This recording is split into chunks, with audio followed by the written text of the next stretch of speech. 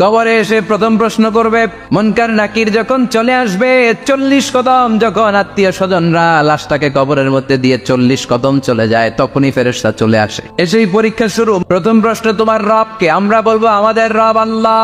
দ্বিতীয় প্রশ্ন, ওমা দীনু, তোমার ধর্মের নাম কি? আমরা কি বলবো? তৃতীয় প্রশ্ন, বিশ্বনবীর চেহারা দেখিয়ে বলা হবে, এই লোকটারে চিনো নাকি? আমরা বলবো চিনি, আমাদের প্রাণের নবী। তিনটা প্রশ্নের যথাযথ উত্তর যখন দিয়ে দিলেন, আপনার জন্য অতিরিক্ত আরেকটা প্রশ্ন করা হবে, ওয়ামা ইলমু। তিনটা প্রশ্নের উত্তর যে তুমি করতে পারলা, কিভাবে পারলা? আপনাকে তখন বলতে হবে, আমি কোরআন থেকে শিখেছি, আমি হাদিস থেকে শিখেছি। সব প্রশ্নের উত্তর তুমি পেরেছো। আপনার কবরটারে 70 হাত লম্বা করে দেয়া হবে।